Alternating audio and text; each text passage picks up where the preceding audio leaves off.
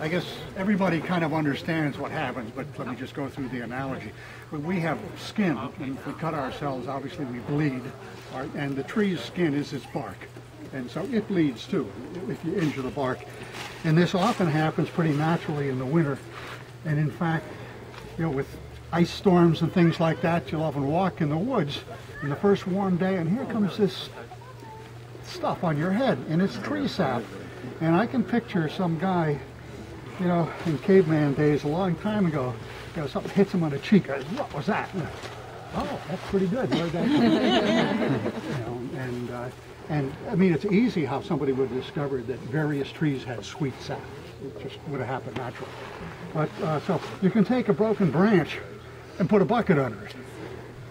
Of course, when the wind blows, it's going to miss the bucket, but that's simple. Tie a string on there and tie a stone on the bottom of it and put the stone in the bucket. That'll keep the string lined up. So that's one way to do it. But this is probably more fruitful and typical way. And when colonial people, and let me make a comparison. When colonial people came here, maybe the original inhabitants didn't have these, but people shortly after did. Because, Europeans had metallurgy in the 16 and 1700s. Long before that, they had metallurgy in ancient times. And they would have drilled a hole through the tree with an auger bit. And it's a wonderful tool.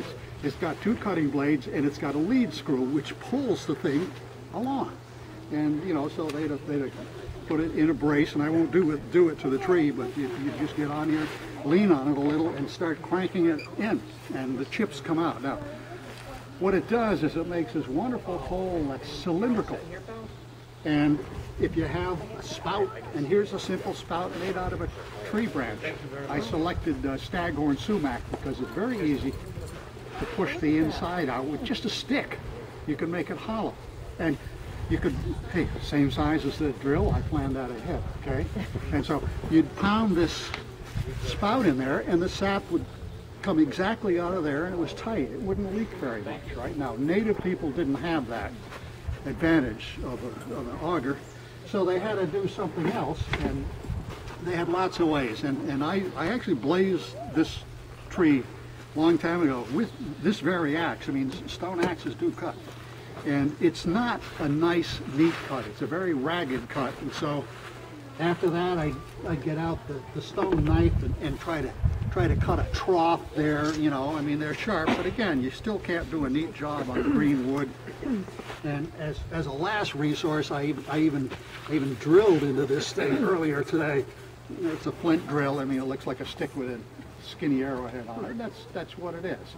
Even after all that trouble, you don't end up with a nice, neat thing, and the sap kind of leaks around the cut. And how do you collect it? So they'd have done something very simple. This is called a sap guide. Not that you need a name. It's just a split stick, and it's easy to clean out the inside. Most sticks have kind of a hollow center like that. It's like a little gutter. And I put it in here this morning. And I glued it in place with some pine sap. I just put the pine sap edge in the fire. It started to flame when I came up here and smeared on a bunch, just like glue. So very simple. It's something that you could find around here, out in the woods. Find a pine tree first and then see if there's any sap hanging around. And there usually is on the ground. Okay? So anyway, this is the sap guide all glued in place. And if we get a sugar run today, which we won't, it'll collect in here, and that little pine sap glue will make it run right down here. And some years we've had a beautiful run. You see this thing going drip, drip, drip, drip, drip, and after an hour that thing's full. And somebody come by eventually with a birch bark bucket like this and pour that thing right in here and carry this right back to the camp where you were making the maple syrup. Is this a good year for saffron? This is a terrible year, okay? Does anybody know? A lot of people probably know the mechanism of why sap bleeds off the tree. I don't. Okay, well, if you can mention it.